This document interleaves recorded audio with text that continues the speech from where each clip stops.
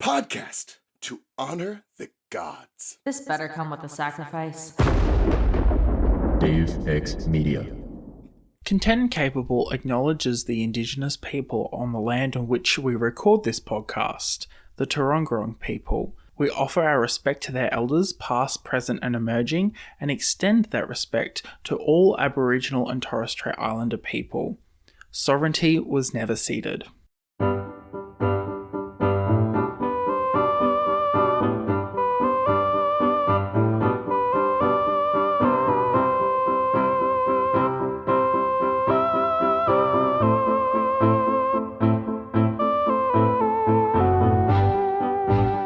Welcome to Content Capable, a podcast all about people following their passions and being even more awesome than I could ever possibly be. My name's Sam, I'm your host, and this week I am joined by the wonderful Bianca Wylie from The Daily Red with Bianca Wylie. Hi, Bianca. Hi, Sam. Thank you for having me.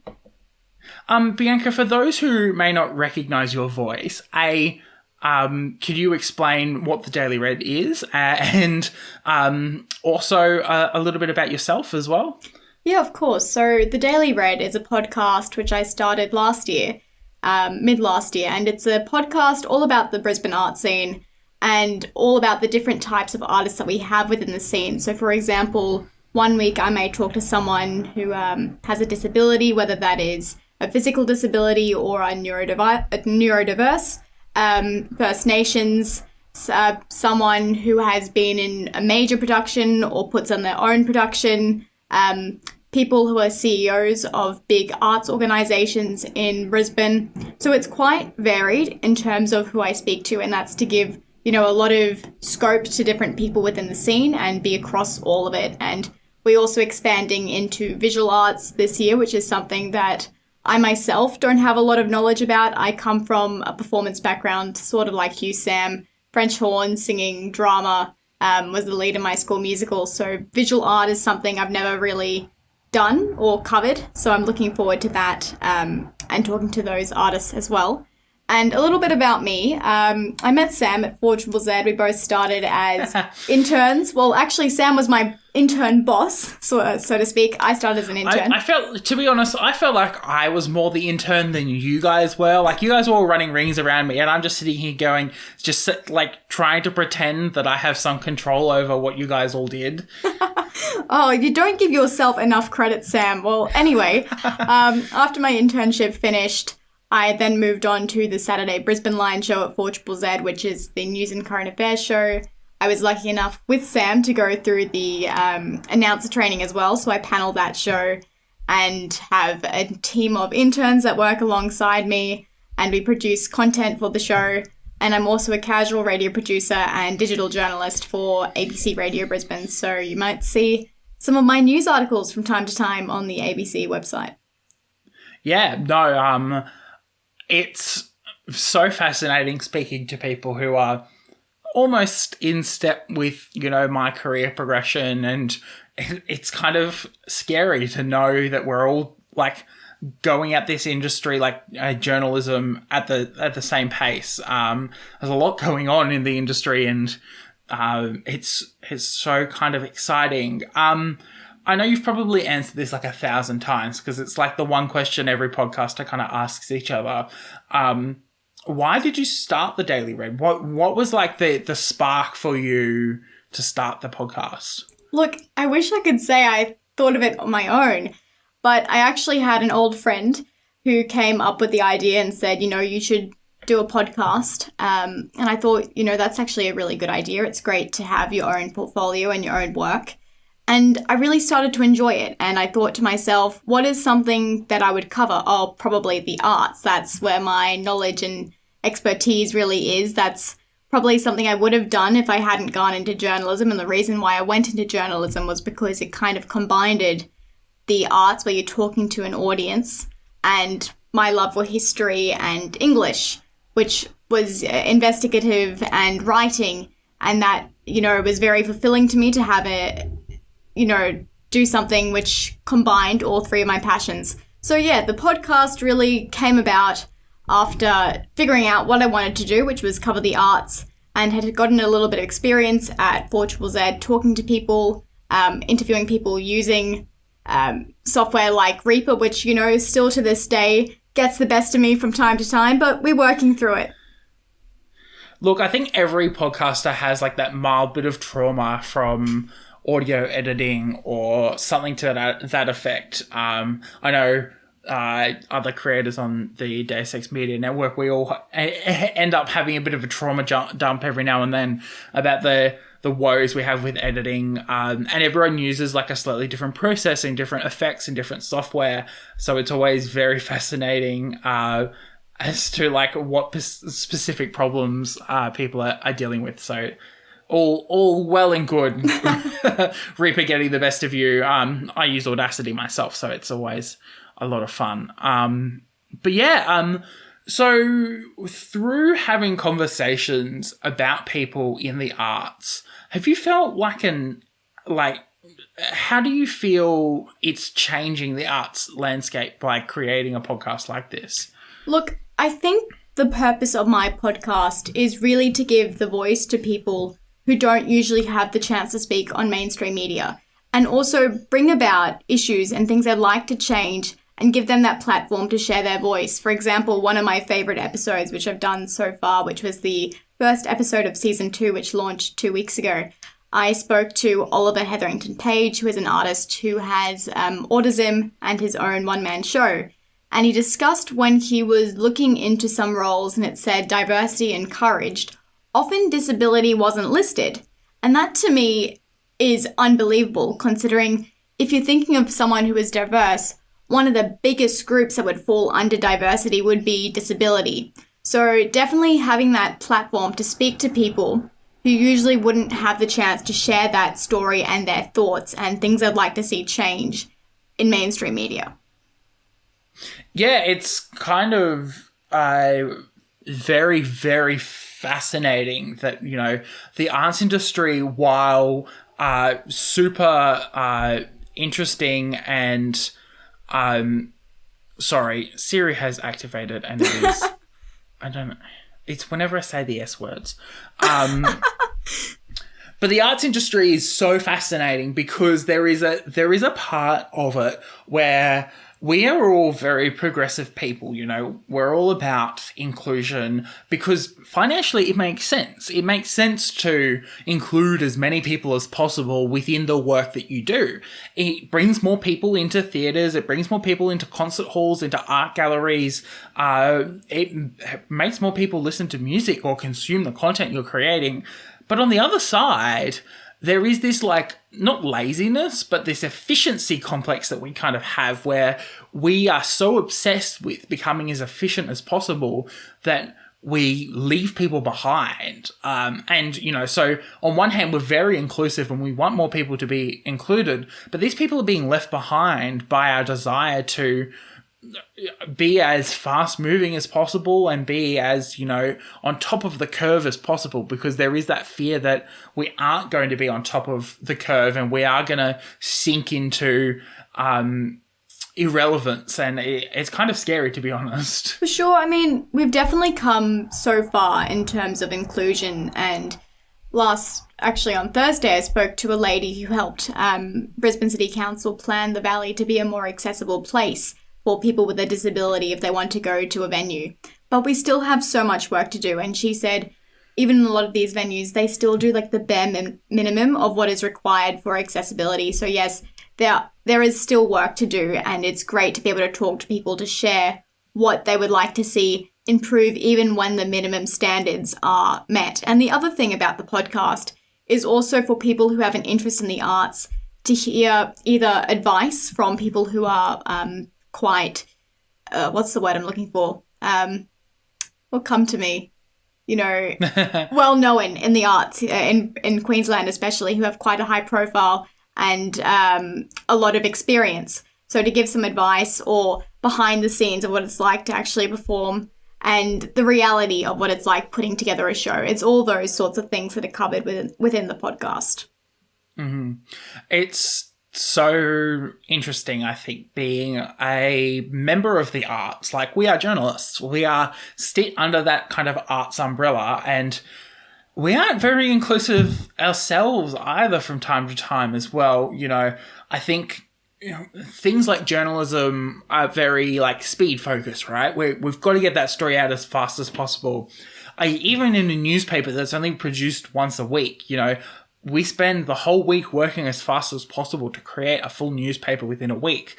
And it's been very fascinating to see that there isn't a lot of time left for people who are trying to work as fast as possible but aren't working as fast as someone else. I'm really lucky. I work in a workplace that speed, yes, is quite important, but isn't like the be-all and the end-all.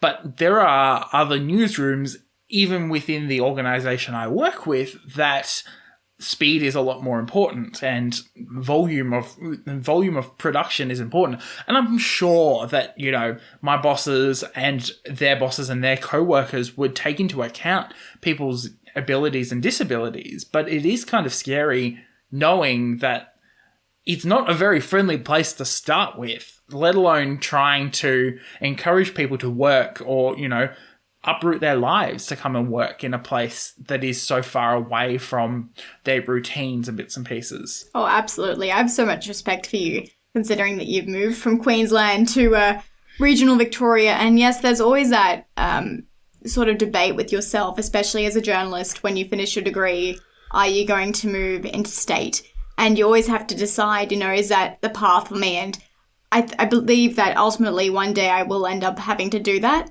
But that also is terrifying to me, and I often think to myself, how would I survive? I know Sam survives, but how would I survive? It's very fascinating, and not to kind of toot my own horn, but moving rural works. It's Saturday. It is a Saturday. I don't know why. Well, it is. It's a Saturday. I should be on top of everything. But moving rurally. You might want to say that again. No. We're going to keep it in this time. But doing that is so much easier than I thought it was going to be. Admittedly, I'm an able-bodied person who has a lot of support around me regardless of where I go because of some of the factors around my family and bits and pieces. And on top of that all, it's, I also live in a place that is relatively well connected to things like public transport and flights and bits and pieces. Yes, I'm 2 hours away from the closest commercial airport. And yes, it would take me 3 hours on the bus to get into the nearest capital city. But it's still I still feel very incredibly connected. And I think it's kind of the beauty of journalism. One of the really inclusive parts I think about journalism is that you do have to speak to these people from a variety of backgrounds. You're not just speaking to a person, the same people over and over again. You've got your regulars, especially I've very much learned about the regulars here at our newspaper, but you speak to people that you never would have thought you would have had a chance to speak to. And I think that really forces you to open your mind to the possibilities of, creating a more inclusive environment and also making your work more inclusive for people as well, which has been definitely something I've found very interesting in a text-based format, which requires eyesight to read. You made a really interesting point. That's so true, people you wouldn't usually talk to. So, for example, one of the stories that I had to cover yesterday, and I also did it on 4ZZZ today because I found it interesting, was about this huge blood drive that the Muslim community in Australia put on. And I actually spent a lot of time talking to the vice president of the Islamic Medical Association, Queensland, and he's Muslim and I'm Jewish. And usually, the two religions don't get on. Not that I'm a very religious person at all, but it's not someone that I usually would talk to in that capacity. So you have to actually get really good at talking to lots of different people. And if you do have your own religious views, which I don't, but I do know that I have some friends that would, you have to put those differences aside and just be professional and focus on what is the story that you're covering and not your own beliefs. And he actually was so friendly. Even today on the radio, he said, And if you ever want to come and see these blood drives in person, you can come to our mosque. You're always welcome. So you get to meet lots of people, and it's always interesting. You know, every day is different. You're not sure what it's going to look like. Oh, look, and the free stuff as well. As much Bonus. as we've got to remain impartial. I do appreciate. I'm a sucker for free food. If you want to, I think if there was a trap set up and there was free food somewhere, I would walk into that trap and easily get trapped by whoever nasty people want to get a hold of me, because definitely would take the free food. But also like free experiences as well. You get to go and see things you never. I'm the kind of person, I'm very stingy with my money, you know. I wouldn't go and see something unprompted, but as a journalist, you've got to go and do that kind of thing, and it's way more you've just gone and seen more and done more and engaged more with a community that, you know, I didn't even know existed 6 months ago. So yeah, it's very fascinating. Like the fact that you got to go up to the mountains and see the snow. That's something you never would have thought about living here in Queensland during summer that you'd be covering. No, 100%. It's kind of crazy. And look, you know, as you said, you kind of created the Daily Red as a bit of a profile boosting tool, and lots of journalists end up kind of doing the same thing. Has it scratched an itch that you don't get to kind of scratch in your day-to-day journalism work? Look, I do certainly miss the arts. I'm going to come at this from a different perspective. I miss the arts and miss performing, but talking to people within the art scene and what they're talking about, I think fulfills me in a sense, as I'm still involved in the scene and I still get to talk to people in the arts. So that part of my sense of self, I believe, is fulfilled. But in terms of journalism, yeah, it's great because I would love to do some more arts journalism work, if it's for a paper or whichever publication I'm working for. So it's certainly, you know, not just for profile, but of own interest and also expertise, where I can show, look, I've had a really in-depth look and sense of what the art scene is like and how to actually cover it well and well-roundedly as well. Yeah. Look, I think personally, you know, Content Capable has been that... has scratched that itch of long form journalism that I don't get to do. You know, in a newspaper format, the longest your story is probably going to be is 800 to 1,000 words, unless you're doing something really, really in depth. And even then, like, the question is, do we have the resources or the space or the time to kind of do that thing? And with the, you know, we're all human, the staff are human. We're not AI machines yet, but, you know, we all have things we've got to do and places we've got to be and people we've got to meet with and other responsibilities under our umbrella. And so we can't sit and, you know, for an hour and a half and speak to an individual person about how their passions have led them to this position currently. Or other desires, you know, there are other things that people really love. And so you've got to kind of balance it out. And I'm finding it really fascinating. Even at 4ZZZ, when I was working at 4ZZZ, I kind of had a run of the place, you know, admittedly. And if Alexis is listening, I'm surprised. Alexis was in charge, but like I was... You were there I kind as of had much. free reign. Alexis was like, Sam, just do your thing. Which they inflated my ego to the nth degree. I don't know how I didn't, you know, become some entitled journalist who thought the world owed me attention with that, knowing the way that my personality works. But also at the same time, I did kind of restrict myself, and I didn't like let myself do some things that I probably could have done if I had spent the time and put the effort in to kind of, you know, do a really long form project. I let myself indulge in those things from time to time. You know, I'm talking about elections and protest coverage. Those are really interesting things to me, but you can't do that all the time, and journalists can't do that all the time. I can't be the protest reporter for, you know, a news organization. Admittedly, there's probably enough protests in a single country to be able to do that, but There's you one don't today, need I someone who think. specializes in it. Oh, there's one every day. And what I see online is kind of crazy, to be honest. Yeah. I love protests. They're so much fun to cover. And the panic you have when you're trying to turn a story around in time like that gives me such an adrenaline high. Oh, for sure. You never know what you're going to get either, like how hinged or unhinged someone's response is going to be. But you made a really good point about long-form journalism. Yeah, that's something we don't really get to do very often. If I'm writing a digital news article for ABC, it's about 400. And if I'm lucky, 700 words, so pretty short, which is not easy for someone, that likes a lot of detail like myself, or at 4ZZZ about 5 to 10 minutes. So yeah, the podcast, you really get to go in depth and explore what someone is like. But even just an observation for myself right now, it's very, it's a bit strange for me to be interviewed because I'm usually the one interviewing and I'm not used to actually being interviewed and talking so much about myself. Yeah, look, it's kind of terrifying to be interviewed by, especially by like one of your colleagues, right?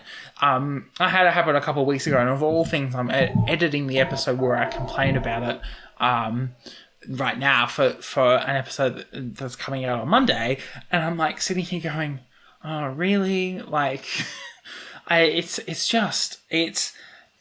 don't like speaking about myself and my journey, but I do love speaking. I don't know. I can speak about my work to the nth degree, but if I have to speak about my own personal life, I think I might lose the plot a little bit. My thing is like thinking to myself, do I sound like I'm making sense? Am I on the right track? Do I sound like I'm just talking utter nonsense? I mean, I've had a huge few weeks at the moment, and I was at a networking event last night, and the amount of times I just ended up going, because I'm just quite exhausted and my brain's not functioning as well as it usually would. And even though I didn't have anything to drink, some people may have thought I was drunk. That's always the fun one when your words don't work and everyone thinks maybe you're slightly intoxicated. It's kind of weird. Because I will have to admit. They were all drinking, but I wasn't drinking, yet I was the one that sounded like I was struggling to put a sentence together. Are you a drinker? Do you drink alcohol at all? Sometimes. I actually was ID'd on Australia Day, which I was somewhat surprised about, and that just happened to be the day where I'd forgotten my ID. Maybe it was a good sign that I shouldn't have had a drink anyway. Look, I do drink if I go out occasionally on special occasions with friends or family, but that's usually one drink. 2 drinks is like a wild night for me. Look, I'm a small person, you know that. Yeah. Look, I'm a social drinker, and I don't like drinking by myself. I have done it, and I do it. But like I do prefer drinking with people. I'd love my dream, and we should probably make this happen at some stage, is to have like a big dinner party, have a really long table with heaps of people, and like let the wine flow, and like just have a few glasses of wine, and let the conversation get rowdy and loud. In vino veritas, that'll be crazy. But like, I love that kind of stuff. I love for me, drinking is a very social thing, but also don't like. I do have to pace myself. It's like I've got to make sure I'm not overdoing it. And I'm a lightweight myself. So. Yeah. But journalists drink so much all the time. I've never gotten to the like people have always outpaced me with their drinking whenever I've gone to a networking event. In fact, there was one event. I won't name names and I won't name the event, but there was an event where it all wrapped up about 10 o'clock.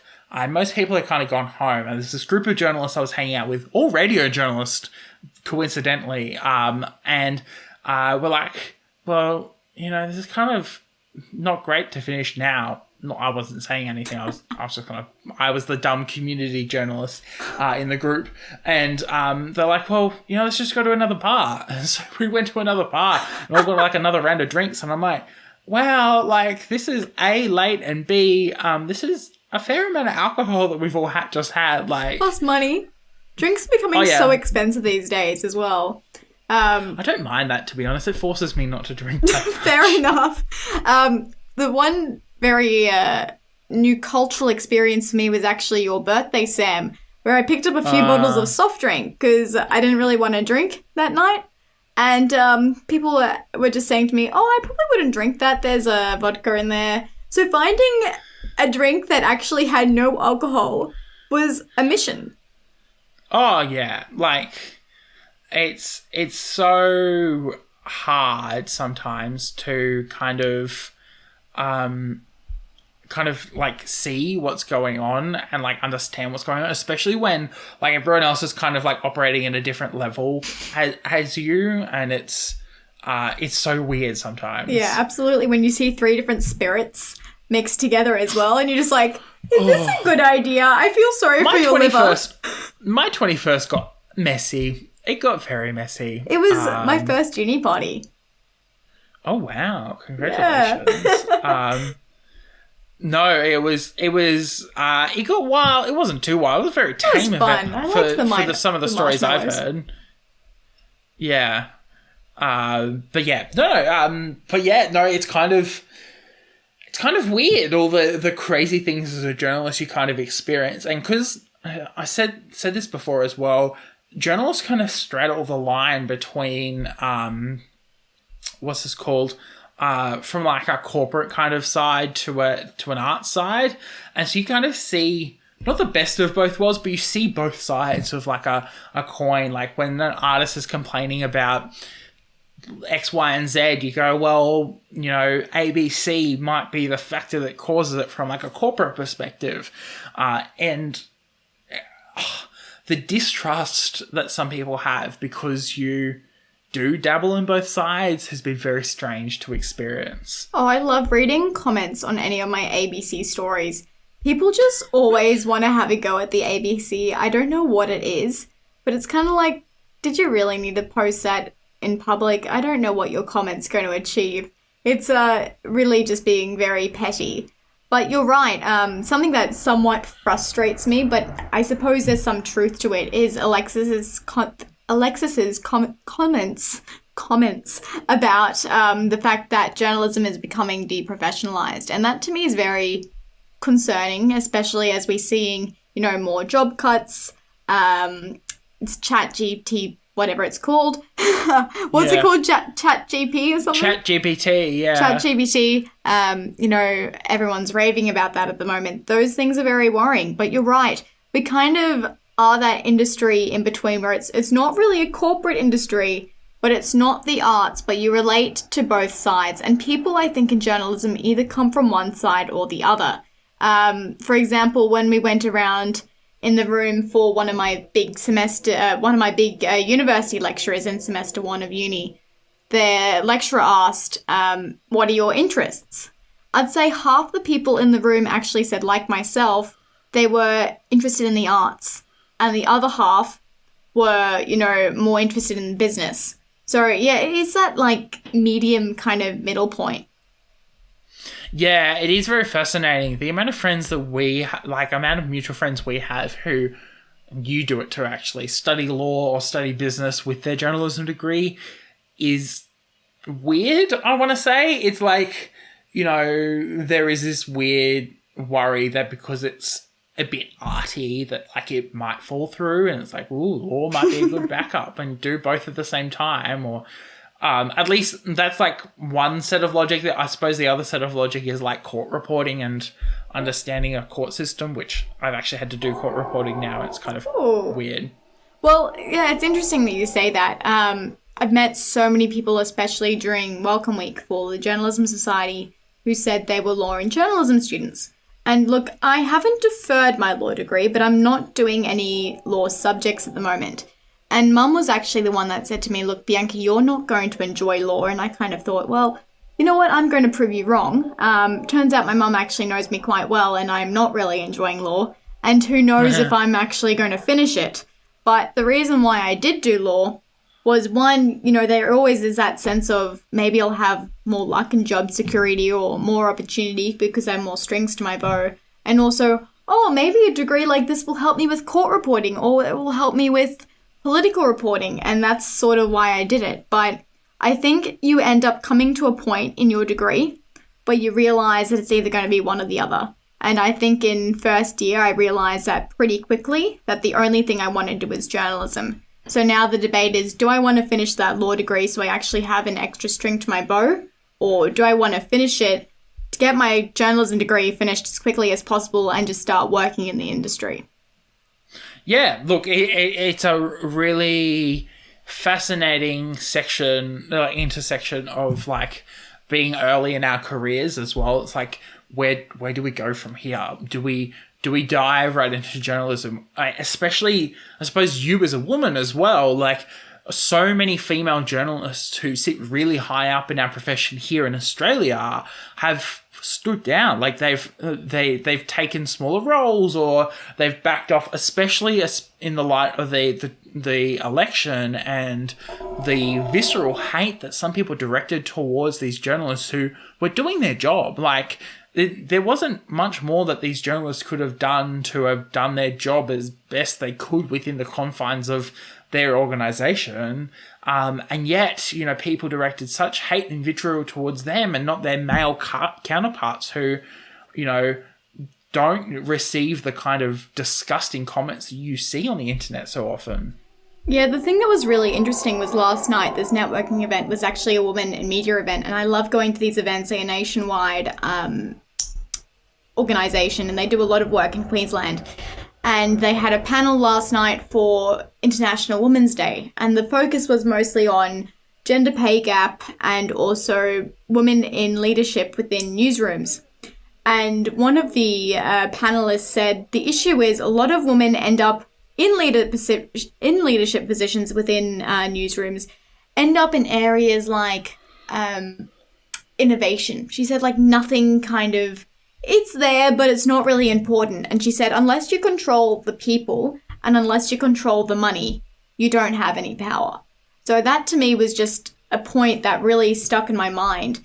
And the other thing that was so fascinating, which one of the male panelists said was, it's just slipped my mind. It'll come back to me. Back to me. Yeah. No, but like it's really important to kind of show diversity. We talk about diversity so often in art spaces. And I think art spaces are the hardest, like, it's not the last frontier, but it's like a really hard space to kind of achieve equality when it's not shown as well. I always look to, and Broadway's on the mind at the moment, but look to Broadway creators who advocate for, more queer stories, more gender diverse stories, more LGBTQIA plus representation. But not only that, but also disability presentation and disability friendly shows and people with disabilities being in these casts and working for these, also showing that, it doesn't matter what your existing life might be, but it's not going to define what you could do and what the future might hold for you. Yeah, for sure. The points just come back to me. It was about the fact that if you're trying to look for a job raise, and they said often men are a lot more confident walking into the boss's office to get a job pay raise. But women aren't always so confident. And yes, it shouldn't be about, look, I'm doing my job well. They said that's expected. The thing you should be asking is, what value am I bringing to this company that makes me indispensable? And back to that point about disability, there's so many things that we can do to include people within the disability space, and we're doing it more, especially at ABC. For example, images, we always have to write a caption. So say, for example, the image is of two people, you say two people sitting down, for example. So there's always that caption where they can understand what that image would look like. But also something I found very interesting the other day, talking to this lady about the Wylie precinct becoming more accessible, was even things online which are very easy to fix. For example, hashtags. If you do your hashtags in capital letters, people who are disabled can actually listen to them and what that hashtag would be. But if it's lowercase, it doesn't translate. So even things like that, we can make changes to make it more inclusive in the online space. Wow, I didn't even think about those kind of things. And this is the other thing that I think that people who work in communication industries have a really important job to do. It's communicate how. all the time, my siblings complain that they've never been taught how to do something. They've only ever really been shown.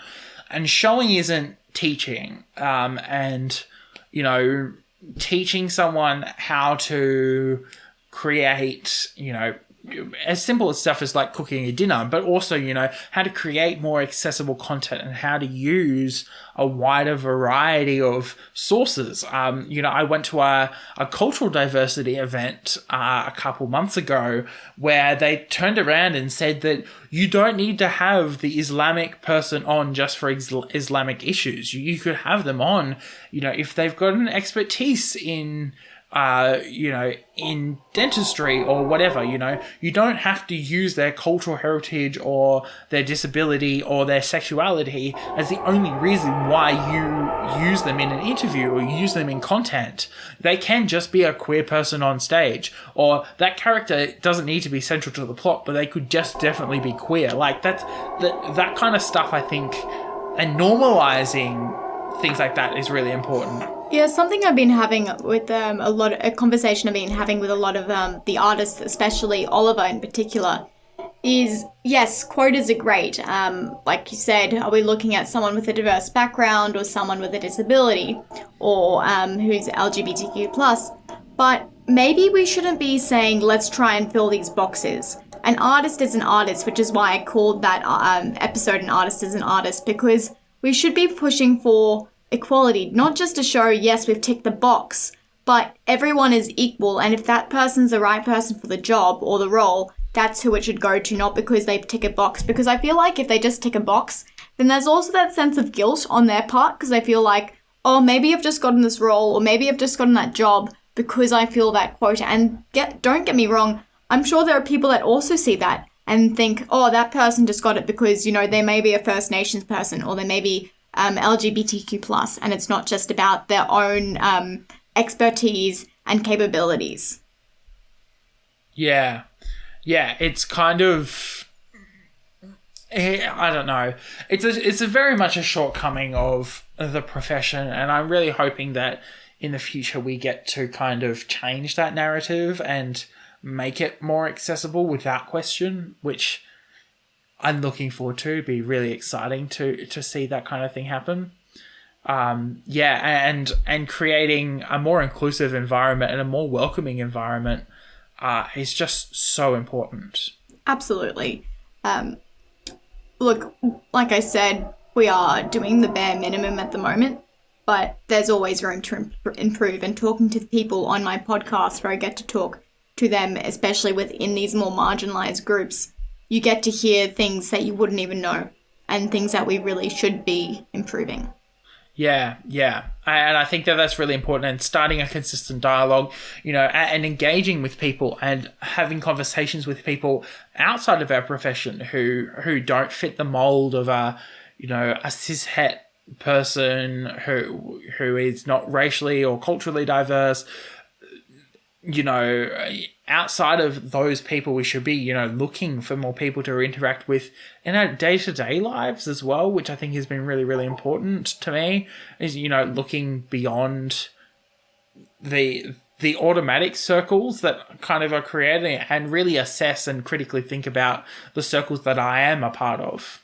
Yeah, it's also really interesting, and just going back to podcasting, it kind of fits in, is the way you do your podcast, to me, is very different to the way I do mine. So, for example, some of the feedback I've gotten on mine is maybe it shouldn't be so interview-like. But also coming from a journalistic background, it's hard for me, you know, to kind of separate interviewing someone to just having a conversation. So it's been really interesting for me to see the way that you do your podcast, which is more conversational. And that goes to show with everything, there are many different ways of seeing things and doing things, and our market at the moment is so broad, and there's so much variety out there.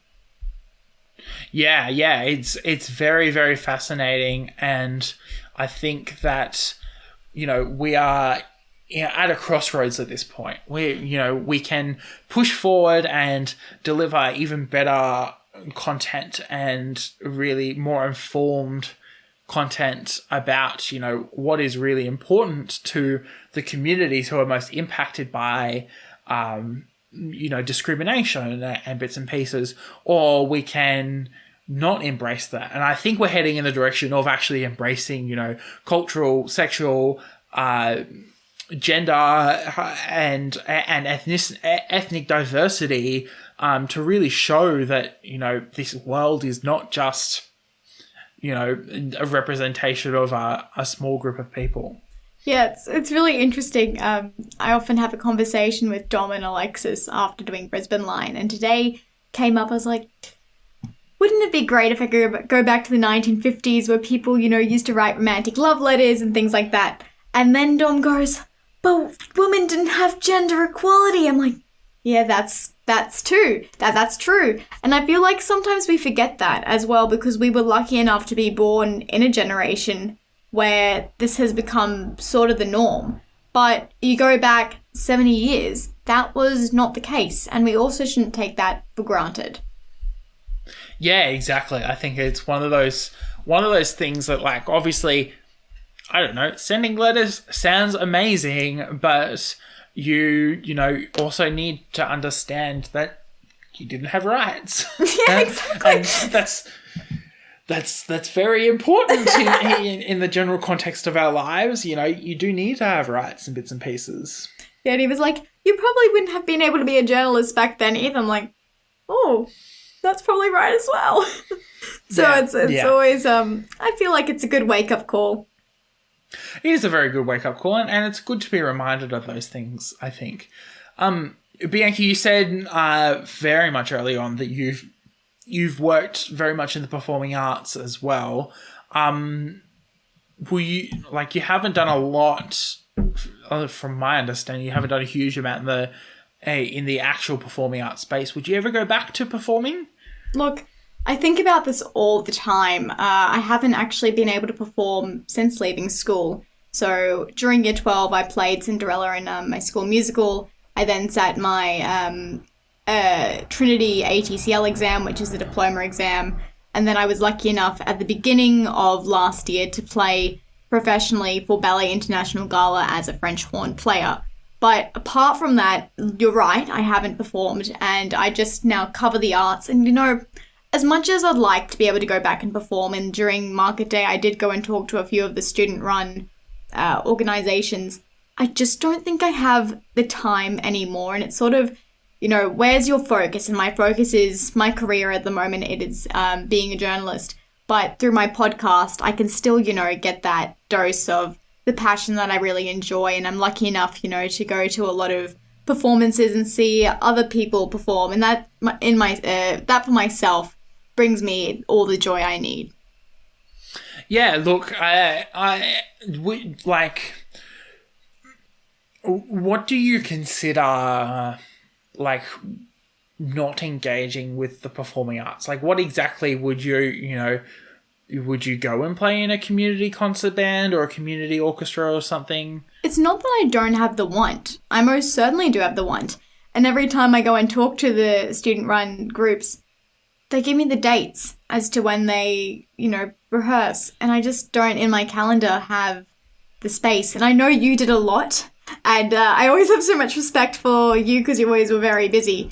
But for me, I also have to pace myself in a way where I'm staying healthy, making sure I'm eating and going to the gym and getting my own podcast done and getting all the work that I have to do done for both uni and also work commitments. And last year I did get a bit off track. I was distracted for a few months, and that, was detrimental to some of my grades.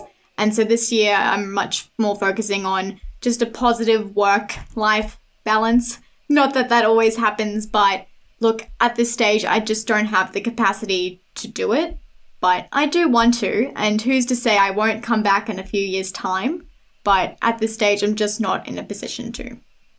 Yeah, no, it's valid. I don't know, you as you said, you kind of, work, you do a lot of performing arts, you talk about the performing arts quite a lot. Has it, because you're not actively performing, has that changed your relationship with the performing arts as you talk about it on your podcast? Look, I think if you go and see a play, if you go and see someone perform, you're engaging with it already.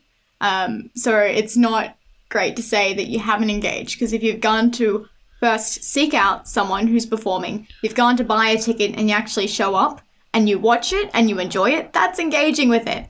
And, you know, my French horn sits next to me every night I go to bed and I see it just, you know, kind of gathering dust, and that does make me sad.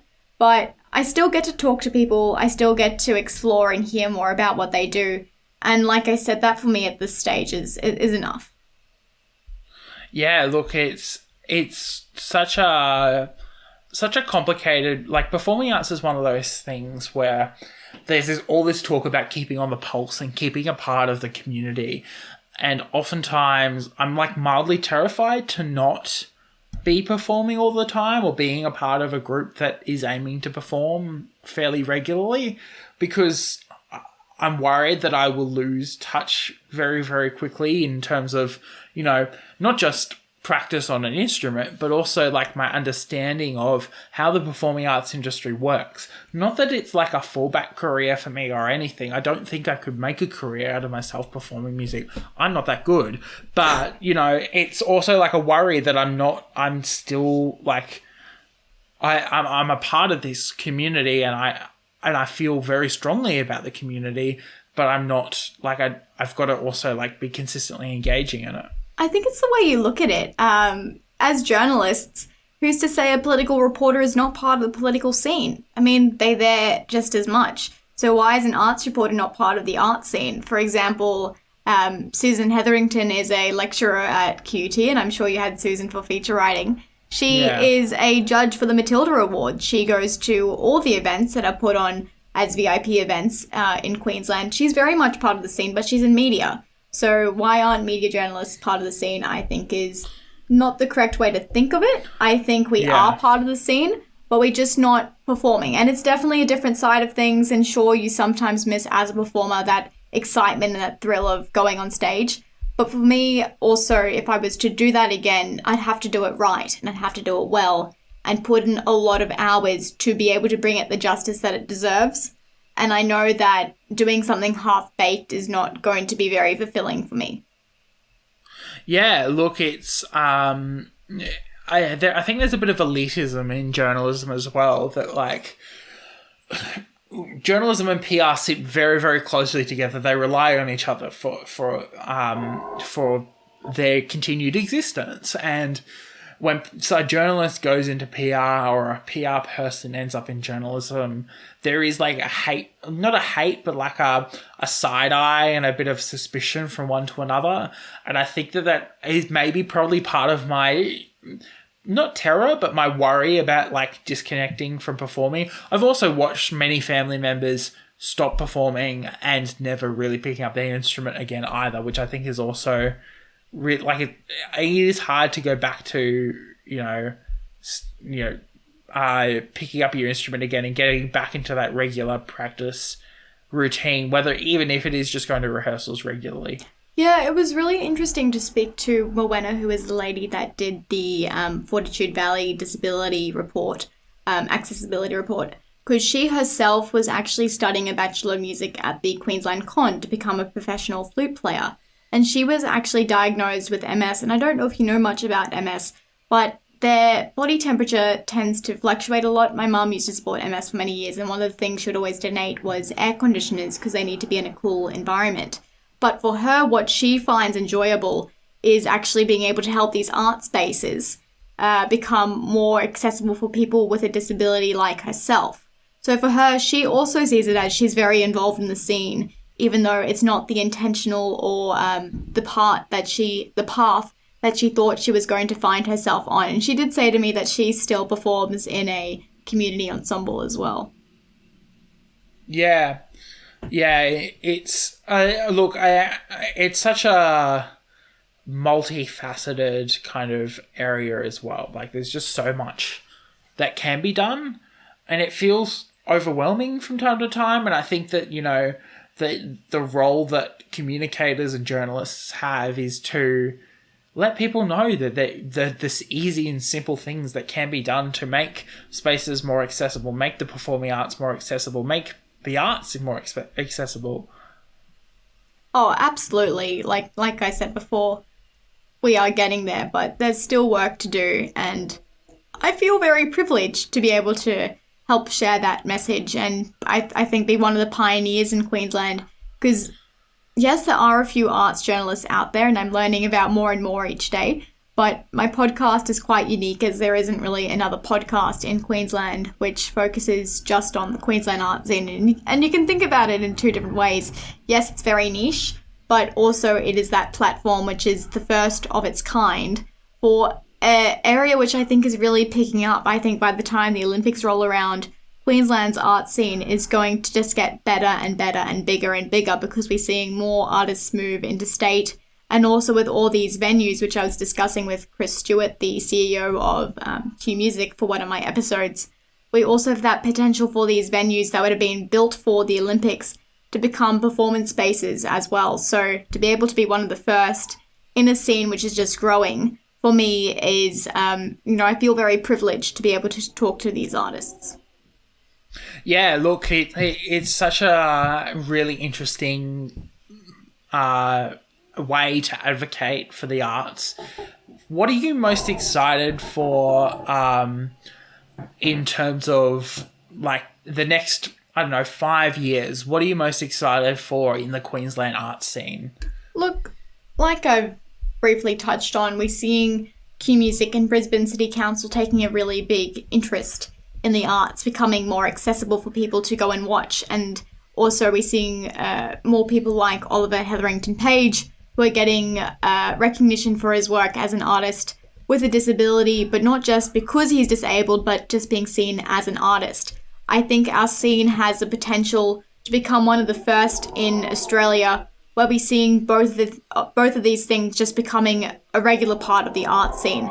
And I'm excited for these artists that are moving interstate to have in a few years' time these state-of-the-art venues, which are just going to be able to make the scene even bigger and better than it's ever been. And I think it has the potential to even overtake Melbourne in due course as the heart of the arts in Australia, because the Queensland government and Brisbane City Council, especially with Brisbane Fest every year, which is a multi-million-dollar festival, and I'm going to be speaking to Louise Bazina, who is the festival director, later on in the year, is just becoming bigger each year and more money's thrown into it. And Brisbane City Council and Queensland government have a lot of arts, they have those arts, not scholarships, but grants that you can apply for. Yeah. So I think we have so much support here for artists in Queensland, and hopefully more and more people start to take them up. Yeah, look, it's very exciting, and I think we're at a tipping point now in Australia where the art scene is becoming more and more viable. We're seeing newer and newer musicals and more new works and more Australian works kind of getting a substantial foothold in the public psyche beyond the art circles. And I think we're at a point where we'll get to really see what's going on and the future of what Australian arts might look like. And I'm really hoping that we keep our very Australian twists on the stories that we tell, or even, our adaptations of existing stories. Absolutely. And even we're seeing our venues that already exist, not even the ones being built for the Olympics, such as the Brisbane Powerhouse, are always continuously upgrading their venues. QPAC is building a new theatre, and on the point of QPAC, we used to see the big musicals like Hamilton, not that we're talking about Hamilton as the example, but for example, musicals of that scale used to just go to Sydney and Melbourne, and now they're coming to Brisbane, which I think just goes to show that there is interest here for the arts. Very fascinating. Thank you, Bianca, so much for coming on the podcast. It's been so much fun to sit here and chat with you about your personal journey with advocacy for the arts and what that's meant for the wider industry. Oh, thank you for having me, Sam. Has there been anything you've been reading, watching, listening to that you wanted to plug? Ooh. The Matilda Awards are on Monday, and I'm looking forward to the Matilda Awards. I think they are a great organisation for artists in Queensland to get some more support and recognition for their work. I think Hamilton being in Queensland is like I said, a really great step in the right direction to show that the Queenslanders are serious about the arts. Brisbane Festival is always my highlight of the year, though. We have had family members and friends come up to Brisbane from Sydney who have been just amazed at the level of funding that goes into Brisbane Festival, but also the quality and the fun. So that for me, which is coming up, I believe, in September every year, is always the highlight of the year. So that's what I'm looking forward to. Amazing. Well, you can. Where can people find you on the internet? Yeah, great. So I have a Instagram page for The Daily Red. You can find it as The Daily Red with Bianca Wylie, if you just type that up into Instagram, same as LinkedIn and Twitter and also TikTok. And if you want to find my podcast, you can find it on pretty much all podcast platforms. The big ones are Spotify and Apple as The Daily Red with Bianca Wylie. Amazing. Awesome. You can find me at sam.the.journalist on Instagram and on TikTok, and samobjournalist on Twitter. You can find the podcast Content and Capable on Facebook, and Content, the letter N, Capable on Instagram and on Twitter. Definitely go check it out on all socials. There's something different for every platform. And I'm going to plug this week the Disney Plus series that's coming out episode by episode. One of my least favourite things about waiting is having to wait is the TV series Not Dead Yet, which is, I believe, an ABC TV series. And if you're in the States, I think it might be on Hulu. But it's a really interesting story about a journalist who left the profession for 5 years to go live with her boyfriend in London, comes back to Southern California and goes back to her old workplace and becomes an obituary writer. And basically every person she has to write an obituary for, a dead person pops up. That's really interesting. Not a dead person. A ghost pops up. It's kind of like Ghosts, but like lighter and journalism adjacent. I really enjoyed the first 4 episodes that are out as of recording. And I'm guessing there's way more episodes to keep coming because it's such an amazing show. But yeah, definitely go check it out. Just speaking about that, and you said it's a show about journalism, another really great ABC show which I loved is called The Newsreader. If you haven't seen it, it's about a newsreader team in the 1980s, and they actually have a second season coming out soon. Oh, that's awesome. I definitely have to check that one out. Amazing. Well, thank you so much, Bianca, for coming on the podcast. It's been so fun recording and chatting with you. Thank you for having me, Sam. It's great to see your face, even though you're all the way in Victoria. Content and Capable was recorded, edited and produced by Samuel O'Brien. You can follow the podcast at Content, the letter N, Capable on Instagram and Twitter, and you can find it on Facebook. You can also send an email through to contentandcapablepod@gmail.com with any of your thoughts, queries or concerns. The best way to support the podcast is to leave a review on your preferred podcatcher so more people can hear the podcast. The art was done by Opia, and the music was written, edited and produced by Jason Hilton. Content and Capable is proud to be a part of the Deus Ex Media Network, where you can find a podcast for any of your nerdy interests. What's up, potheads? I'm Christina Kahn, host of The Restricted Section, the Harry Potter Slander Harry Potter Book Club podcast. We are a raunchy, rambling, unabashedly pro-trans rights Harry Potter Book Club podcast hosted by a bunch of nihilistic millennials who are desperately clinging to childhood fantasies as a way to escape the monotony of our 9-to-5 work culture and the inevitable extinction of the human race at our own hands. Isn't it wild that this book series was spontaneously created by the gods and has no actual author? Welcome to the show. The Restricted Section releases episodes on Wednesdays. This summer we're releasing bonus episodes fortnightly. We just finished The Goblet of Fire, so you have plenty of time to catch up before we start Order of the Phoenix at the end of August. The Restricted Section is a Movie Night Crew Network podcast and can be found at Restricted Section Pod or at Restricted Pod across all the socials. And just to make it clear, fuck TERFs.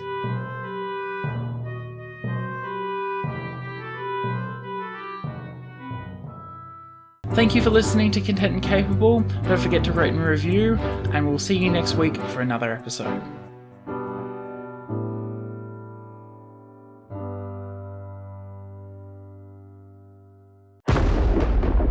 Deus Ex Media.